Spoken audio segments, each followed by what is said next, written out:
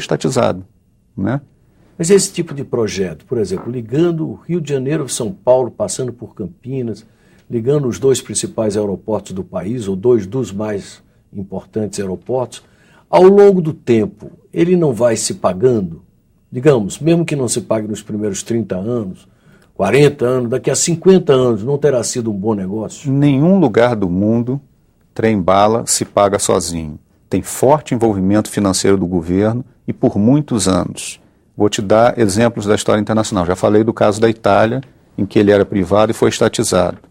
No Japão foi ao contrário. Ele era uma estatal. No Japão, um caso clássico de sucesso de trem-bala, o que aconteceu lá foi o seguinte: era uma empresa estatal que, por conta dos investimentos do trem-bala, em 1977 quebrou, foi à falência. O governo assumiu o custo dessa falência, privatizou as linhas, mas privatizou da seguinte forma: os agentes privados pagam apenas o custo de operação. Todo o custo de investimento de construção da linha cai nas costas do governo. Na França é altamente subsidiado pelo governo. Na Espanha foi construído com capital público. E é muito interessante falar do caso dos Estados Unidos, que é sempre emblemático para o Brasil. Nos Estados Unidos eles estão estudando. O presidente Obama está com um grande projeto de fazer trem-bala por todo o país. Só que a grande diferença, e as críticas que são feitas ao trem-bala lá, são muito parecidas com as que são feitas aqui. Não vai dar rentabilidade, vai ser um sorvedouro de dinheiro público, né? Agora, a grande diferença do debate nos Estados Unidos e aqui é o seguinte: lá, todo o recurso passa pelo orçamento. Aqui vai via BNDES, vai via empresas estatais, vai via crédito subsidiado e não passa no orçamento, não tem transparência. E segundo, há um forte debate público. Tanto na Flórida quanto na Califórnia, os eleitores foram chamados a votar em plebiscito, se queriam ou não o trem-bala, né? E o debate público amadurece o projeto. Aqui nós estamos tendo uma situação de um projeto frágil, não submetido ao debate, e que está sendo tocado para frente e já tem uma licitação marcada, né? É preciso que a sociedade converse, analise custos e benefícios, para saber se nós queremos realmente esse projeto. Você considera que, do ponto de vista dos interesses estratégicos do país, seria muito melhor alocar esses recursos até no plano ferroviário nacional, suprindo outros gargalos em outras regiões, do que concentrar isso nesse projeto Rio-São Paulo? Não tem a menor dúvida, por vários motivos. Primeiro, quais são os dois maiores problemas econômicos do Brasil hoje? A valorização do dólar, e aí a gente perde competitividade nas exportações, e a necessidade de controlar gasto público. Se você tem necessidade de controlar gasto público e lança um projeto de 50 bilhões, o seu projeto de política econômica tem algum problema, tá certo?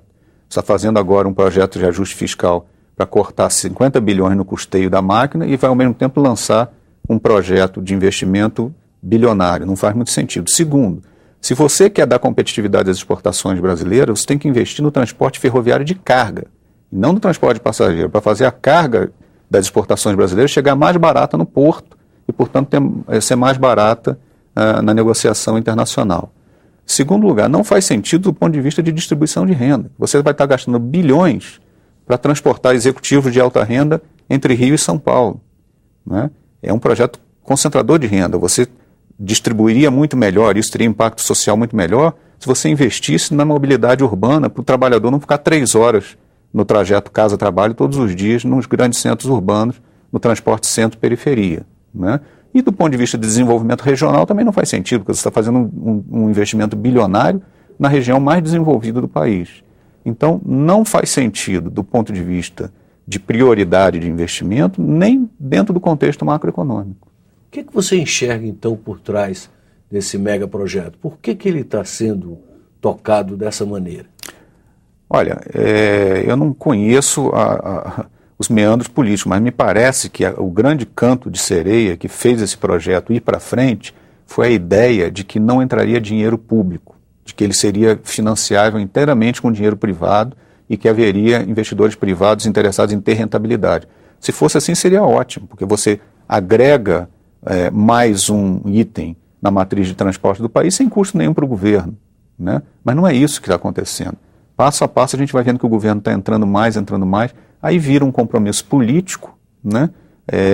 Fica parecendo que seria um recuo político não realizar a obra e acaba correndo o risco de se criar um elefante branco. E qual deve ser o papel do Congresso nessa questão? Ou o Congresso não tem papel nenhum agora? Não, eu acho que o papel do Congresso é fundamental. Nós temos que discutir aqui nessa casa e na Câmara dos Deputados, nas comissões temáticas de infraestrutura, ou Comissão de Assuntos Econômicos, os benefícios e custos desse projeto, para ficar bem claro, para ter um debate transparente, que até agora o que você tem é um projeto frágil na mão do Poder Executivo sendo tocado para frente a qualquer custo. Quer dizer, você considera que o projeto não é ainda uma questão irreversível?